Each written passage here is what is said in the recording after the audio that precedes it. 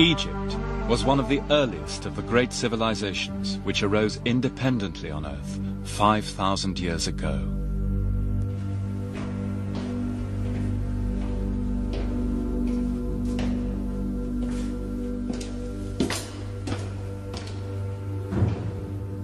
The monuments the ancient Egyptians left behind, like this, the Great Pyramid of Khufu at Giza, are still among the most impressive and the most long-lasting creations of humanity.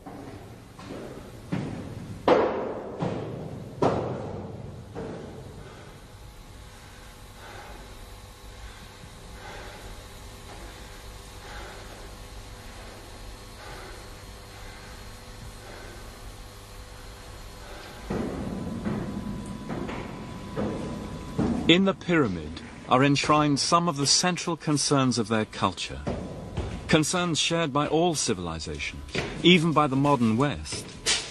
But no civilization held them for longer or more tenaciously than the ancient Egyptians. Over the last 20 years, we in the Western world have become painfully aware of how our well-being is inextricably bound up with that of nature. And that understanding has given us a fresh insight into the psychology of Egyptian civilization, their attitude to religious cult, to rulership, to the afterlife, and to the idea of the unchanging stability of the cosmos. And what more dramatic illustration can there be in the whole world than the Great Pyramid, and this room in particular, of the human yearning for immutability, for the human concern for life after death. And the fact that this place has the power to move us so much after so many millennia, whatever culture we come from, is a testimony surely not only to its grandeur of conception and execution, marvelous as that is, but also to the fact that we still share the impulse which lies behind it. And in that sense, we of the late 20th century, for all our modernity, are still Bronze Age people.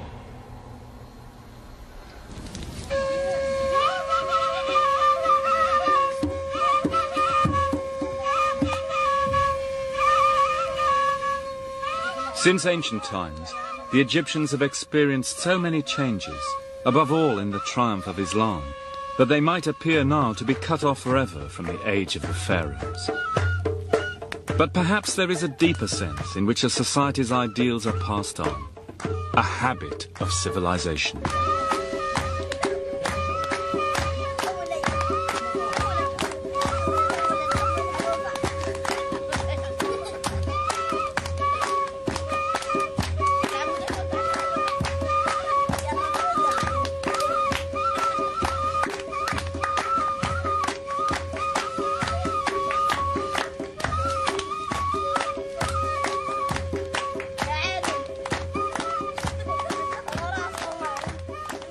Do you really believe, wrote the novelist Tawfiq al-Hakim, that the thousands of years that make up Egypt's past could have vanished without trace, as if in a dream?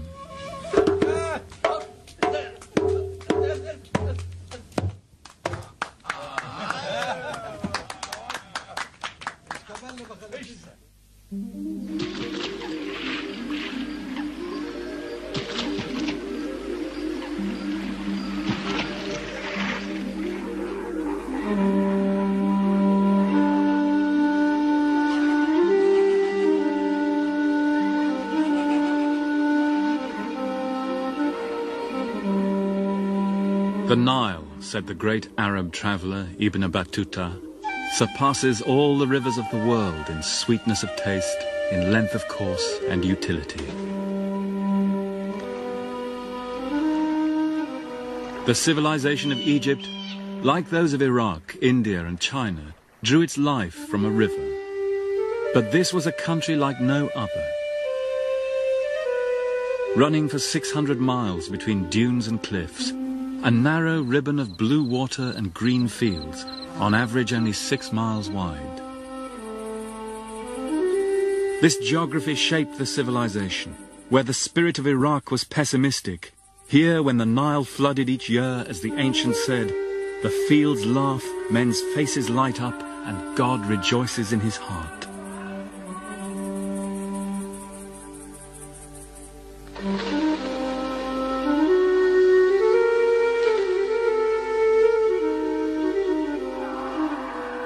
From the life-renewing soil left by the inundation, the Egyptians drew a cheerful confidence in humanity, in the permanence and stability of things.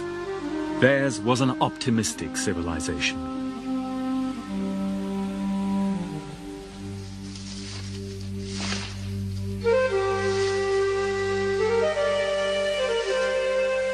Their civilization grew out of a long prehistory of culture in the Nile Valley. The coming together of many small egalitarian farming communities. Communities sustained as today by hard-working peasantry, tilling the soil, creating an elaborate filigree of ditches and dikes to capture the annual flood. The Aswan High Dam, built in 1970, may have changed this age-old rhythm, but today's Egypt still depends on the tillers, the fellahin, and what the ancients called the Black Earth.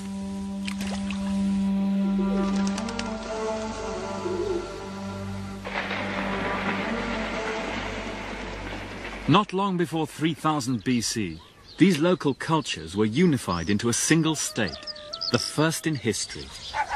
And here at the very beginning, there are clues which will determine the shape of Egyptian civilization, right down to the Islamic period. Our search begins in an obscure little village in Upper Egypt called Qom el Ahmar, the Red Mound.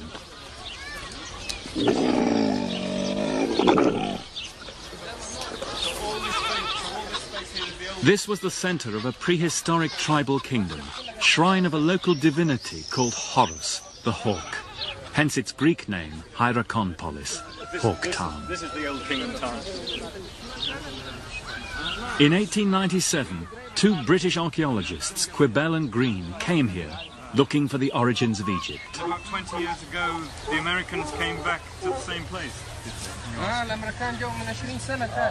In a field beyond the village, they made a stunning discovery, a heap of ceremonial pallets and mace heads from the ritual stores of Egypt's first kings. Kings called cobra, catfish, scorpion, hawk.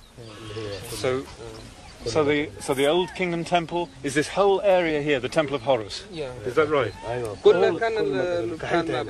Didn't Egypt begin here? The first kings. أول ملك هنا وجد هنا في القوم الأحمر. Very old area. Did any of their fathers work on those excavations? أباتكم كانوا شغالين معهم. Yes. Among the finds was perhaps the most significant object ever dug up in Egypt. A slab of black slate 2 feet long, cut with scenes commemorating the deeds of a king called Narmer, whom legend said was the unifier of Egypt. Here is the very moment of Narmer's triumph.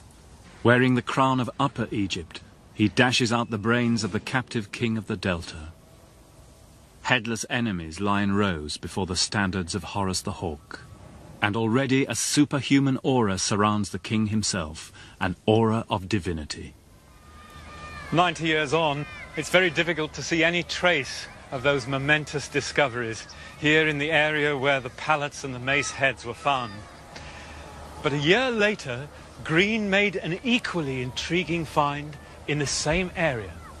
He came across the remains of a large circular mound of clean white sand about 50 yards across and 8 feet high, enclosed by a sloping sandstone revetment. There was evidence of a walkway leading to some central feature. Green thought the dating was prehistoric, before the first kings of dynastic Egypt, and he interpreted the mound as being a symbolic representation of the mound of creation itself, the first island which had risen out of the seas of chaos at the beginning of time, and on which the first life had landed, the hawk.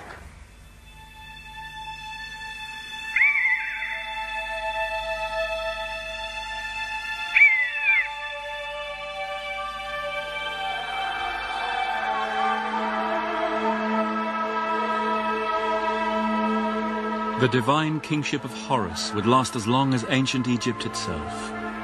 Here in the great temple at Edfu, that same creation myth would be expounded in loving detail for colonial Greek overlords, nearly 3 millennia after Nama's day. It was at the heart of the Egyptian conception of civilization. Every Egyptian temple, then, was a symbolic representation of that original mound of creation with that simple reed shrine surrounding the perch on which the hawk had landed, which was created at Hierakonpolis.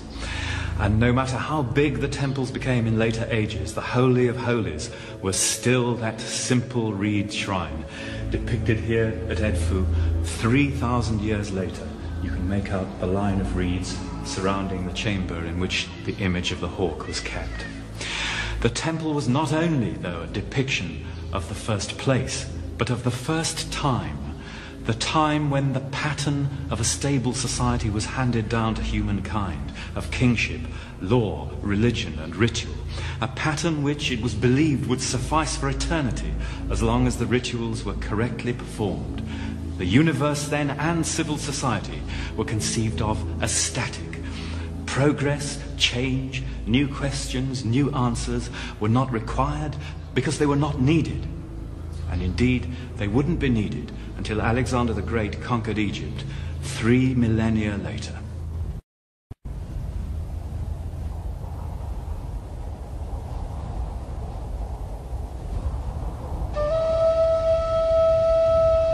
For the Egyptians, then, divine kingship was the guarantee of a stable cosmos. The same idea can be traced across the world, from Shang, China to Aztec, Mexico. And here at Abydos, those first kings of Egypt were buried with immense brick mortuary temples, like earthly palaces. And so the key themes of Egyptian history were laid down. Centralized power, royal rituals, and the cult of the dead intertwined to form the ideology of the world's first state. Themes still potent, even in our own day.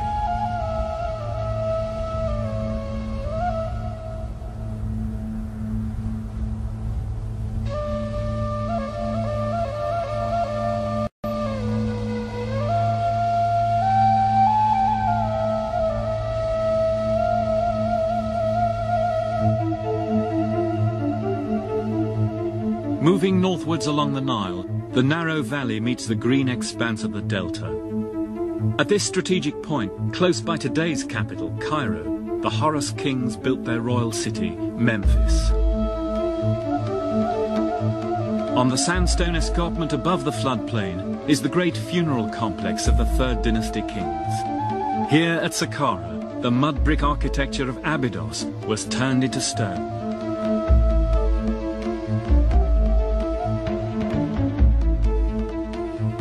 An immense 200-foot-high tomb of King Jose, the first of the pyramids.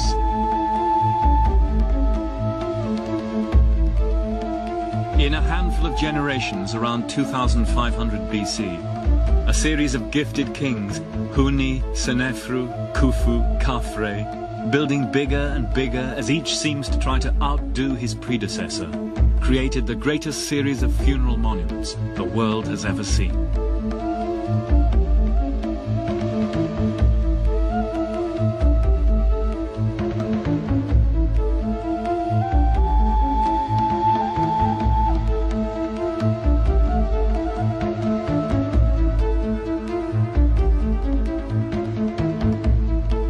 The most famous, the Giza pyramids, are now all but engulfed by the suburbs of Cairo, stripped of their polished limestone casing and plundered for building stone, but still awesome.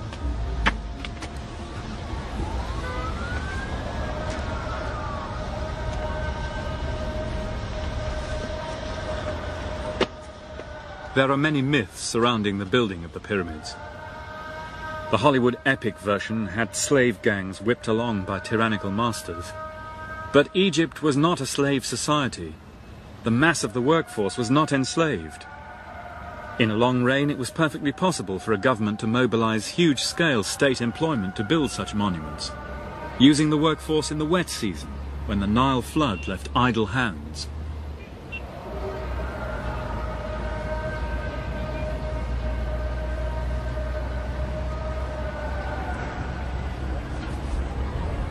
From the graffiti in the quarries, we can get some idea of the character of the gangs who built these pyramids. The tough gang, the boys who stay forever, Khufu's boys. But exactly how it was done, there's very little evidence for. They must have worked from an enormous ramp running from the river, with feeder supports of wood and earth, perhaps, to bring the stones round. The Greek traveller Herodotus, who came here in the 450s BC, said that he was told by tour guides that it took 20 years with the gangs of 100,000 men to do it.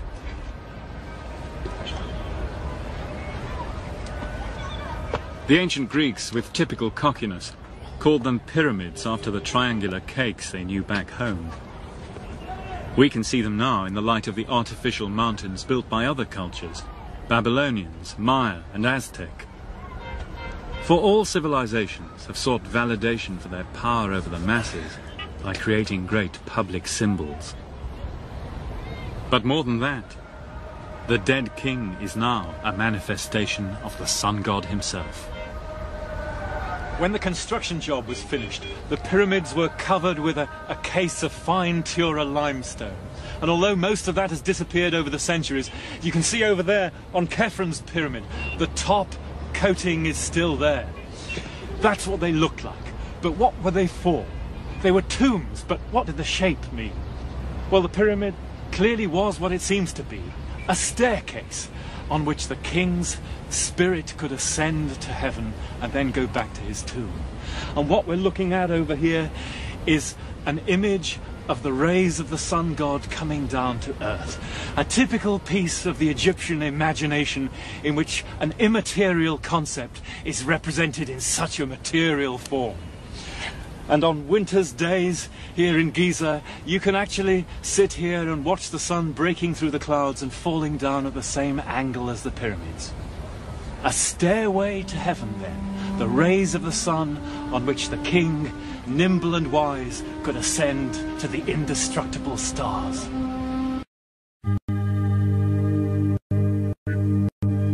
The Egyptians created the world's first unified state. In modern terms, it was a provider state, providing a basic standard of living to all its people through control of irrigation, in return for enormous surpluses to be spent on tombs, temples and palaces. Through these great buildings, it expressed its ideologies of power, its belief in the indivisibility of divine and earthly rule, in the need for a stable cosmos.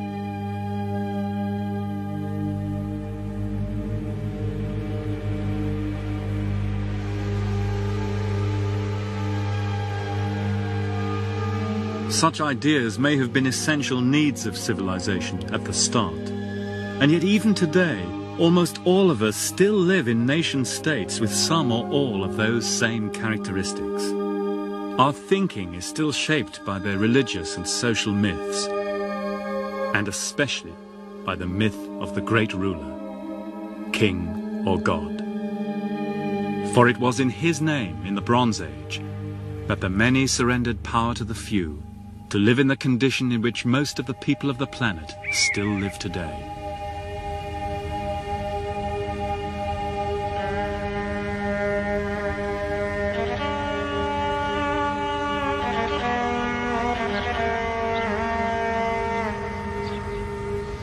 Worship of the great ruler was perhaps a necessary stage in the development of civilization.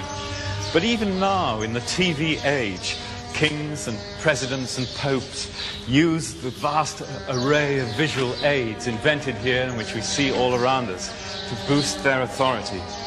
And do we not still engage in ruler worship ourselves whenever we cheer a presidential motorcade as it sweeps by, or celebrate the jubilee of the Queen of England as she passes escorted by beefeaters in 16th century costume, or watch musketeers give an antiquated salute on the White House lawn?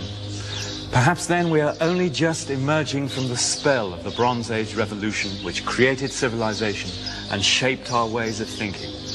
In the long term in history, we are perhaps still too close to them to see ourselves as we really are.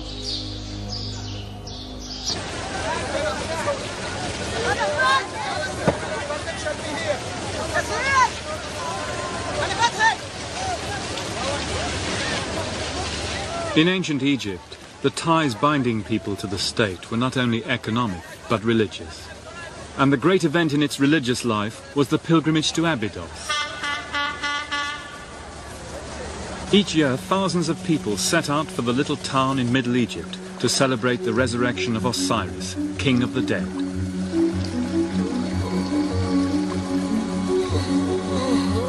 The pilgrimage provided a focus for the feelings of ordinary Egyptians, and rather like Hindus today at Benares or Shia Muslims at Kerbala, many asked to be brought to Abydos for burial.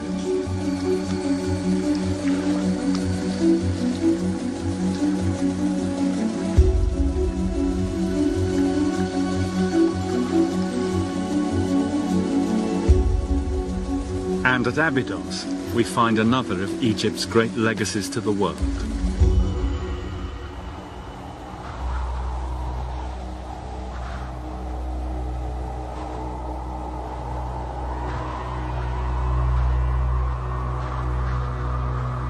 It's still a haunting place, cradled in an immense curve of the western cliffs, the realm of the dead. A holy place since prehistory.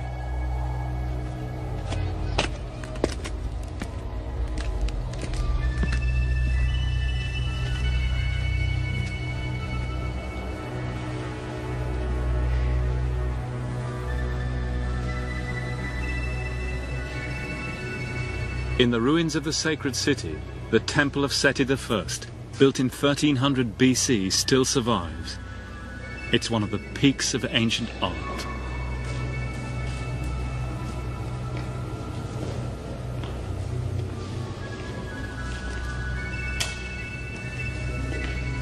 Moving from daylight into its darkened inner sanctum, the visitor has an uncanny intimation of a still active residue of spiritual power.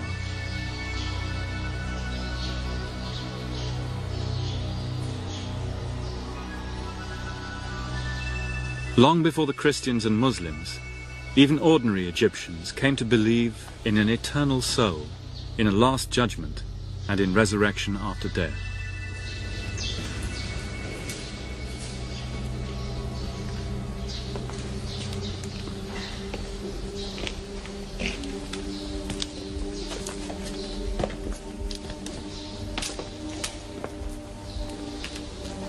These great conceptions were acted out in a public passion play at Abydos, and are depicted on the temple walls here as a rite of passage for King Seti himself. Here too are many motifs familiar to Christians, especially the role of the Divine Mother, Isis. Here Isis is caressing Seti on her knee, and she says to him, "You're my son, come out of me. I have nourished you that you may be lord of the two lands. I have made your body strong in victory against all the enemies who may come against you. Your majesty is king of eternity, a falcon abiding forever." And here's Isis giving the breath of life to Seti, and above her, her words are, "You have made your mansion, your temple, to magnify our nature, and adorned it with all kinds of excellent stonework. And your reward for this will be the lifespan of the sky, or as long as Abydos shall exist." At first sight, these gestures and actions may seem rather archaic and bizarre. But if you just step back a little and think, for example, what a Muslim or a Buddhist or even a Protestant would make of seeing for the first time a solemn Roman Catholic Mass, then a lot of those tender gestures, which are so familiar to Christians, would lose their meaning. In all religions in the world, simple and often strange gestures can carry profound truths. And it was just the same in Egyptian religion, which certainly did not lack ethical content. But the key to understanding the function of this great building lies in these little chapels just at the end of this room. In this inner shrine is the climax to the whole ritual. It's concerned with the installation of King Seti, not only as Osiris's heir as a living king, but with his union with Osiris after death. And here Isis and Horus perform rituals for him, and Seti is now dead and deified. Here he's represented as a mummy in a white wrap. And over there on the far wall, blackened by smoke and age, Seti, restored to the colours of living flesh and blood, comes into the presence of Osiris, where he will become one, resurrected himself, with the resurrected King of the Dead. So the simple and strange gestures reveal a simple yet profound message. A belief in righteousness on earth, in the Last Judgment, in eternal life, though not in damnation, which had no place in the Egyptians' optimistic view of things. But these ideas would play a key role in the later development of Christianity and of Islam. Out in the desert at Abydos, millions of broken pots still lie where the ancient pilgrims left them as offerings to their god. For them, the wind roaring down the great gorge in the western cliffs was the sound of the spirits of the dead, whose annual pilgrimage to Osiris, they believed, would continue as long as Abydos exists.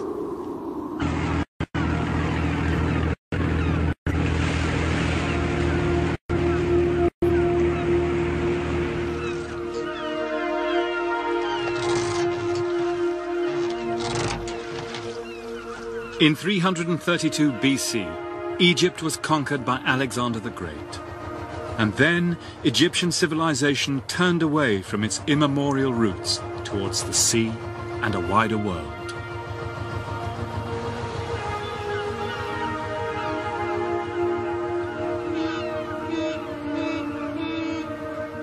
On the Mediterranean coast, a new capital was founded, which became the meeting place of Europe and Asia on the shore of Africa. Alexandria, the greatest market in the inhabited world, wrote the Roman Strabo. Beacon to traders from all nations who came by land and sea, bearing spices from South India and the treasures of the Silk Route to China. It's paradise here, said the poet Herodas. You can get anything you want. Money, shows, games, women, wine, boys, the best library in the world. In short, all earthly delights.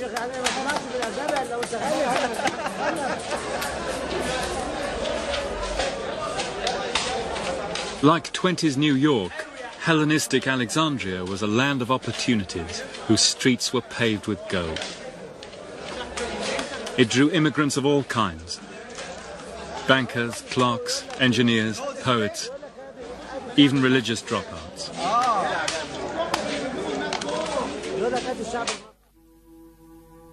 These extraordinary mummy portraits allow us literally to look into the eyes of such people. Even we feel to sense their hopes and fears. Vain and violent, rich and prosperous, it was said, they've only one god here, Mammon.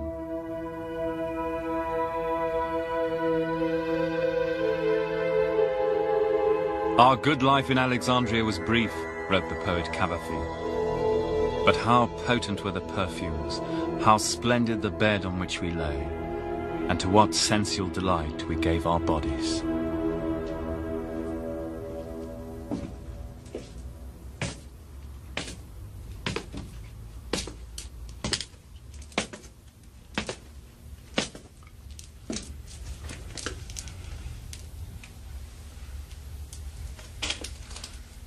Down here in the catacombs of Alexandria, you can still enter that weird and wonderful world where Egyptian and Greek and Jewish and Oriental religion and magic met and intermingled. The Greeks who came here to Egypt were very open-minded about the local gods. The deep experience of Mediterranean paganism made it easy for them to identify Amun with Zeus, or to say the Egyptians worshipped Aphrodite, the goddess of love, but they called her Hathor. And how that worked in practice, you can see in this astonishing tomb deep below the streets of Alexandria. At first sight, it looks like a typically Egyptian tomb with papyrus columns and the winged disk of the sun behind and the row of cobras' heads. But when you look closer, you notice human figures in ancient Egyptian poses but with Greco-Roman faces. And on each side of the door, guardian serpents, but carrying the snake-entwined staff of Hermes, the Greek guide of souls, and above them, Medusa's heads. And when you go inside the tomb itself, you can see that the sarcophagi are decorated with traditional Greek motifs, bunches of grapes, wreaths, cattle skulls and masks.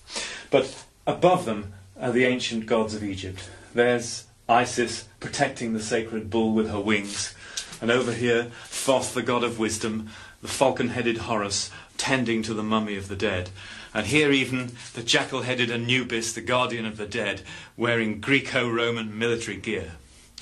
This then is the strange synthesis that emerged in Greek Egypt.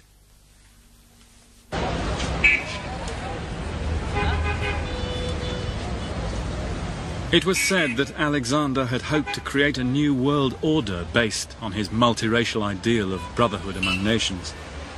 But with hindsight, ironically, we can see that his Hellenistic empire actually laid the cultural foundations of Islam. When he died in Babylon, aged 32, Alexander's body was brought back for burial in a lavish tomb in Alexandria. It's never been found, but the clues point to this tiny mosque in the heart of the old city.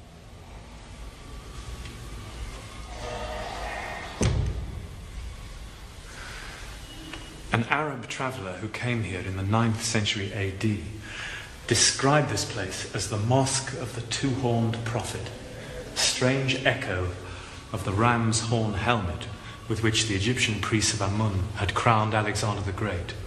And through the Middle Ages, it was revered not only as the tomb of the prophet Daniel, which is still down there, but also as the tomb of the king and prophet Iskander, Alexander the Great himself.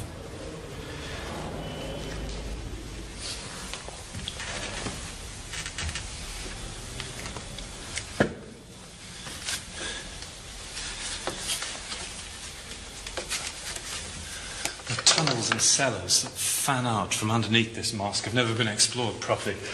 But that's not really surprising. The city's absolutely honeycombed with them, and they're really dangerous. There's a great Alexandrian story of the fat bride who, on her wedding procession, fell through a hole in the street and disappeared, and despite the best efforts of the guests, she was never seen again.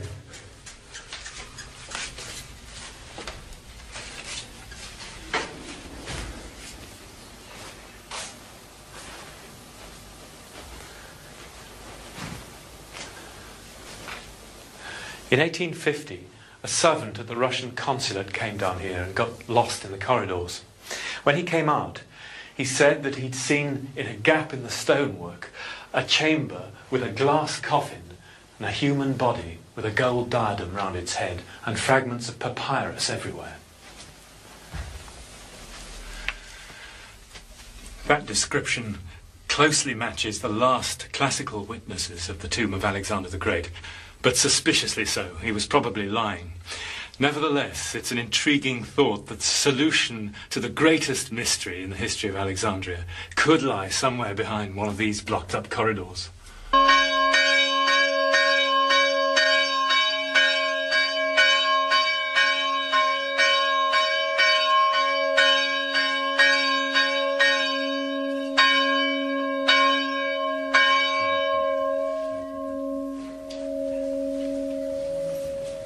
It's 3 a.m. in the remote monastery of St. Paul, near the Red Sea.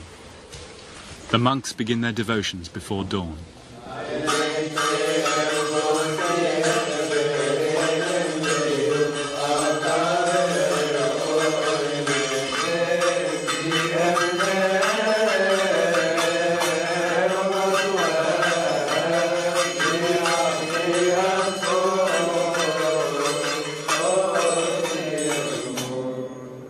These are Christian Copts. Their name means Egyptians, and their language and music contain survivals from pharaonic times.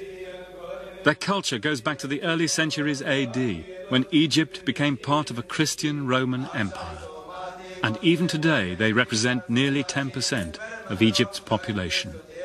This church was founded in the 3rd century AD by St. Paul the Anchorite.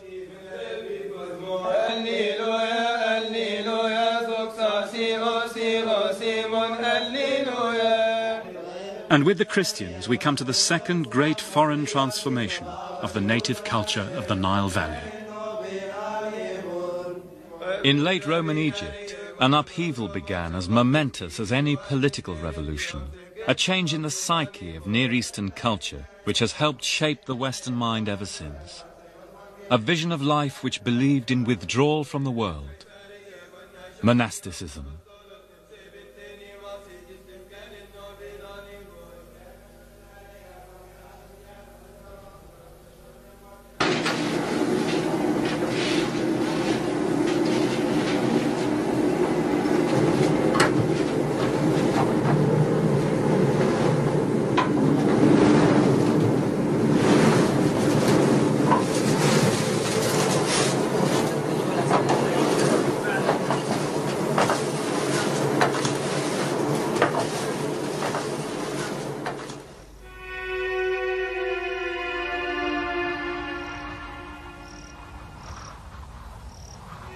At this time, the blue water and emerald fields of the Nile Valley were exchanged for the inhospitable desert.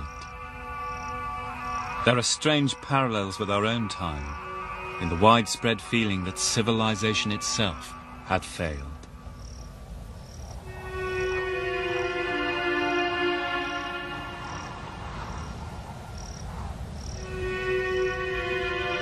Better cities may arise one day, said the Egyptian philosopher Plotinus. Our children, though conceived in a sinful age, may build better than their fathers.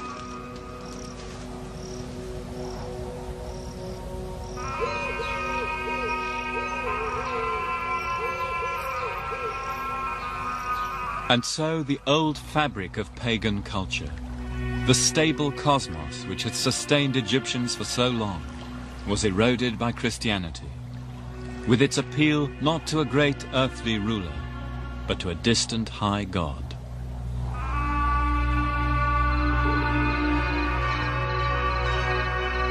This was a time, said one, when we realized how insecure the human condition is.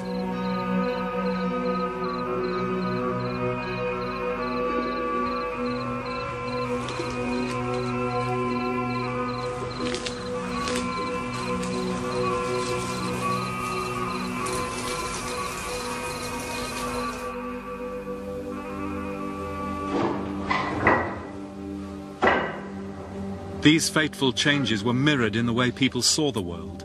For nearly 1,000 years, classical Mediterranean art had glorified the physical world in the belief that mankind, as the Greeks said, was the measure of all things. Now artists retreat into a crude language of symbols.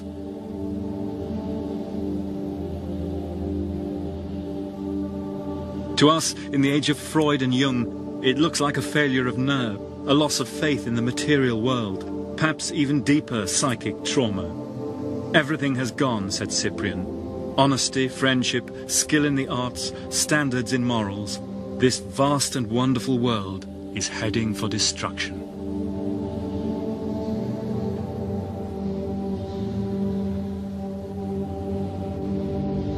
And so, with St. Paul of Egypt, the stage was set for fundamentalists of all persuasions to fight over the legacy of the ancients.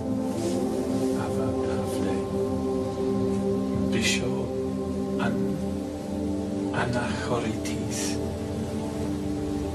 chief of the Anchorites, born in the city of Alexandria, AD 228, died AD 343.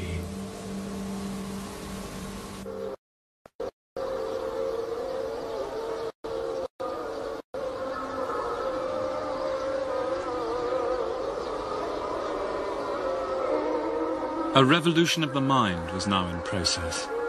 And out of this crisis a new religion would emerge as the dominant culture of the whole region. In 641, Egypt was conquered by Muslim Arabs bearing a new gospel, that of the Prophet Muhammad. And here in Edfu, the town of Horus, ordinary Egyptian people in their mud brick slums around the temple soon began to abandon the uncertainties of the past for the certainties of a single God, Islam. And so, here in Edfu, in Upper Egypt, as throughout the Mediterranean and Near Eastern worlds, the Christians and the Muslims were the inheritors of the ancients. And their belief in a single God, which the muezzins are chanting now from their minarets, developed out of a tendency long apparent in the ancient world. For the Catholic papacy, the Muslim caliphate, the Orthodox churches of the Greeks and Syrians and Copts all stem from the attempt of men to rule their fellow men and women under a distant, high and all-powerful God. And the effects of that tremendous revolution at the end of the late antique world still shape our lives today. The last Greek religious papyrus from 7th century Egypt sets the seal on that revolution. For it gives in Greek the very words we can hear around us now. In the name of God, the merciful and the compassionate, there is one God and one God alone. And it goes on in Greek, Mahmed apostolos Diou. Muhammad is the apostle of God. With that, to all intents and purposes, the world of the ancient Egyptians had passed.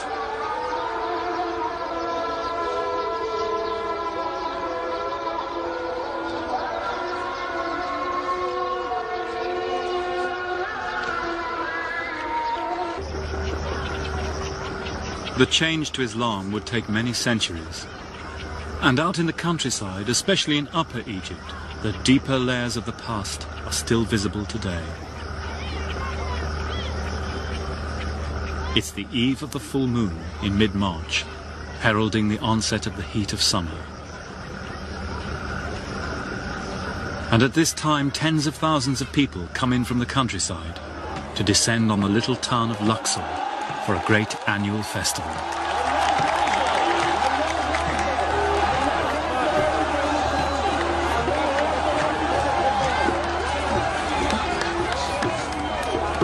Up here, people still celebrate the ancient feast days, the spring festival, the rising of the Nile, and especially the 40 days of mourning for the dead. But this is the biggest. It's a Muslim festival for an Islamic saint, but it takes place at a mosque inside one of the great pagan temples of ancient Egypt. The Coptic Christians take part too, for they also once had a church inside the temple.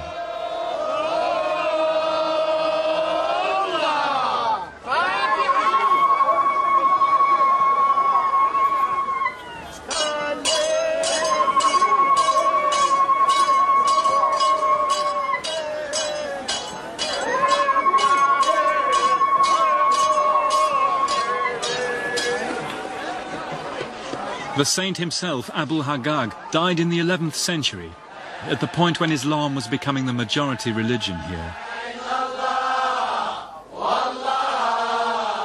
His tomb inside the mosque has been a place of pilgrimage ever since. As everywhere, orthodoxy may demand one thing, but what the people do is another matter. And in the worship of sheikhs and saints, the ordinary people, the fellahin, fill the void between their daily hopes and fears and that distant high God. The night is passed in passionate celebration with the traditional music and songs of Upper Egypt.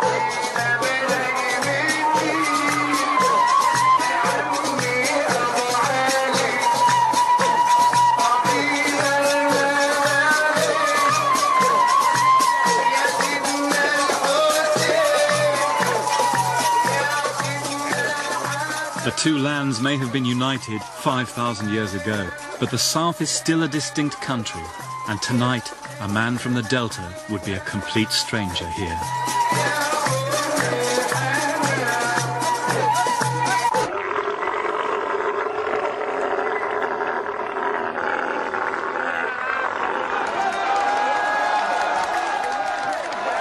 Next day, the festival reaches its climax. The living descendants of the saint lead a huge procession around the ancient temple and its mosque, bearing representations of the coffins of Hagag and his sons. Bringing up the procession are Luxor's guild of ferrymen bearing boats. They're on trucks these days, but nonetheless the ferrymen are discharging their traditional duty, just as their ancestors did thousands of years ago, when around the streets of ancient Luxor they bore the boat of the sun god Amun.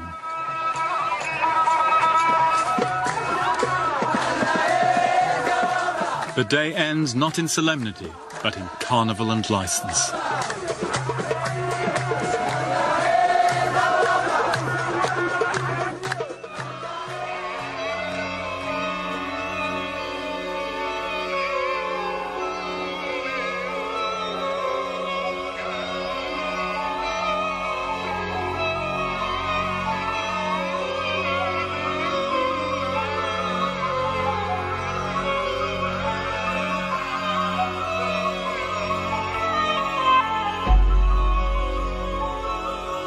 The ancient legacy also survived in the city.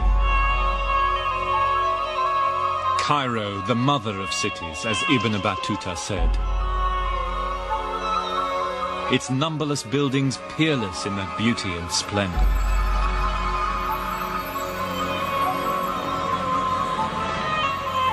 The meeting place of travelers, shelter of the strong and weak, whose throngs of people surge like the sea.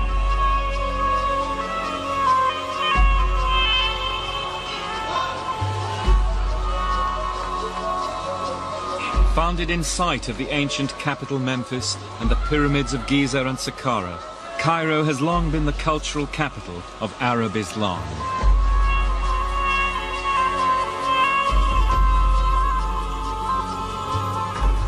And here too, even today, in its mosques and universities, we can still find a living link with the world of the pharaohs.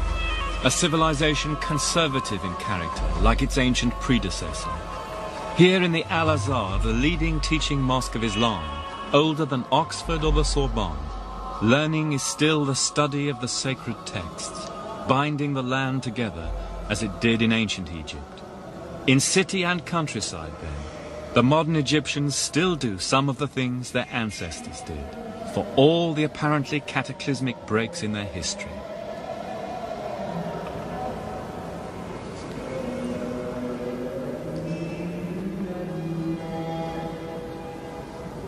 Now here in Cairo in the late 14th century, those questions were examined by the greatest of all Islamic historians, Ibn Khaldun. His concerns were the same as ours in these films, the nature of civilization, its rise and decline.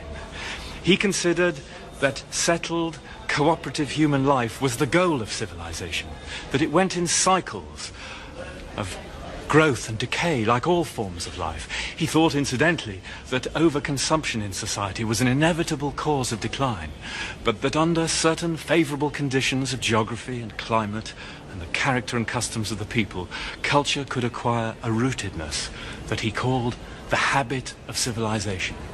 And in all history, Egypt was perhaps the best example of that habit. The pharaohs, he points out, had political power for 3,000 years. They were followed by the Greeks and the Romans, and then the legacy taken on by Islam. So the habit of civilization was continuous here. Nowhere else in the world was it more firmly rooted. And that perhaps explains Egypt's continuing cultural leadership in the Islamic world today. At the beginning lay the early Egyptian state, the first comprehensive attempt in human history to satisfy the needs of men and women to live together in an ordered state with a degree of happiness and material well-being. And so far, it's been one of the most successful.